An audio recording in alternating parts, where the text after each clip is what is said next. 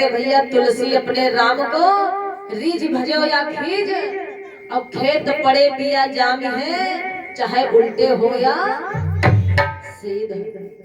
आप लोग खेत बोने जाते हो ना, सब लोग किसान बैठे हुए हैं, तो भैया खेत में आप लोग बीज बोते हैं तो ये नहीं देखते होंगे कि जो बीज पड़ रहा है वो उल्टा है सीधा है, कि देखते हो भैया?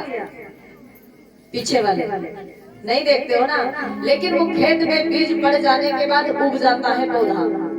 तो उसी प्रकार से उस परम पिता परमेश्वर का नाम एक घड़ी आधी घड़ी और आधी ते बुनियाद, और तुलसी संगत साधु की हरे कोटे पर आधार।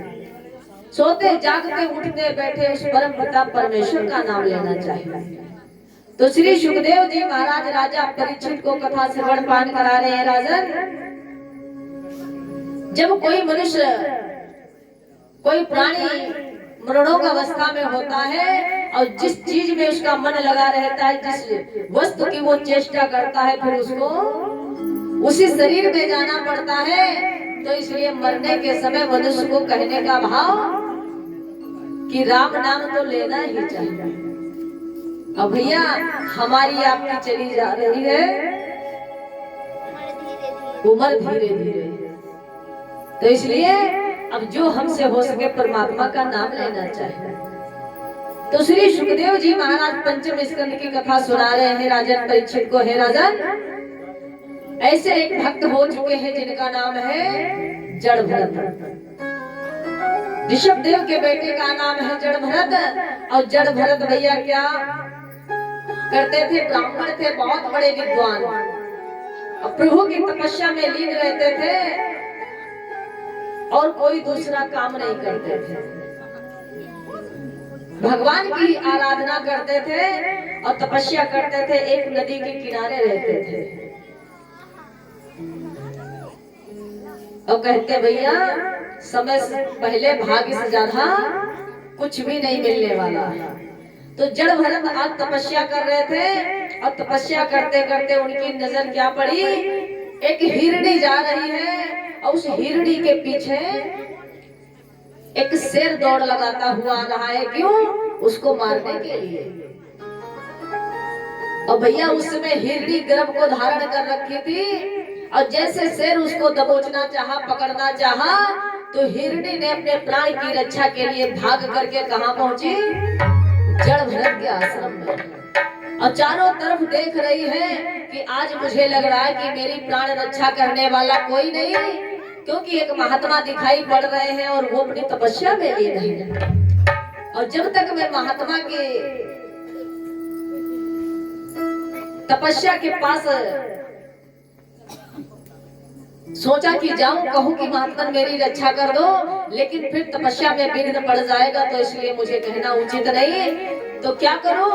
ये विचार करती हुई भैया वो हिरणी क्या करती है? बहती हुई गंगा में छलांग मार देती है प्राण की रक्षा हेतु। अब वो शेर क्या हुआ भैया? वो नदी के घाट पे जाकर के खड़ा हो गया। क्यों? उस हिरणी को मारने के लिए। और बहती हुई गंगा की धार में वो हिरणी तैरती हुई जा रही थी, और जैसे भैया तैरते तैरते जा रही थी, उसके प्रसव का समय आया और उस हिरणी ने एक बड़े सुंदर बच्चे को जन्म उसी बहती हुई गंगा में दे दिया। जैसे पार तो कर गई नदी, लेकिन बच्चे का जन्म उसने उसी नदी में दे दिया। और इधर क्या हुआ? जड़ भरत की नींद खुल गई और जड़ भरत ने विचार किया, अगर देख करके अनजान बनूंगा तो इसका मुझे पाप लग जाएगा।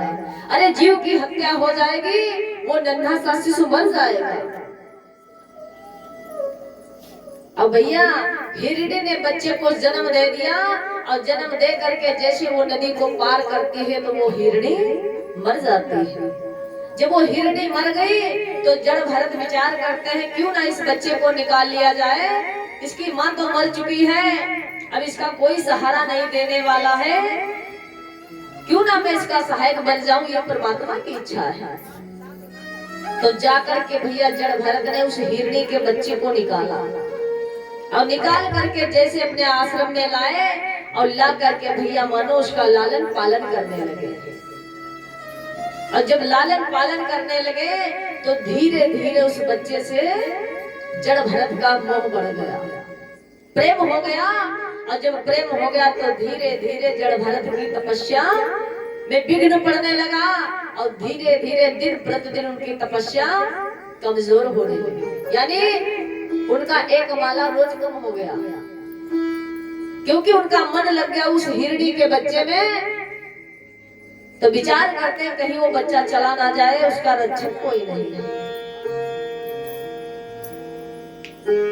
और ये विचार करते करते क्या भैया समय काल व्यतीत हुआ और जड़ भरत की मृत्यु हो गई। और जब मृत्यु होने लगी जड़ भरत की तो जड़ भरत ने विचार किया कि मैं मर जाऊंगा, अरे मेरा तो प्राण तो हो रहा, तो इस हिरणी की बच्चे की रक्षा कौन करेगा, कौन करेगा इसकी देख रेख। तो इसलिए भैया फिर जड़ भरत को कहाँ जाना पड़ा, हिरणी के गर्भ में ही जाना पड़ा। तो कहने का भाव कि हम एक घड़ी आधी ते पुनियाद और तुलसी संगत साधु की हरे कोटे अपराध, कि ज्यादा माया जंजाल में ना फंसते हुए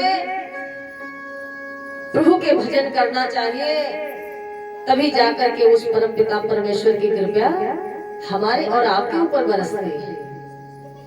तो श्री सुखदेव जी महाराज राजा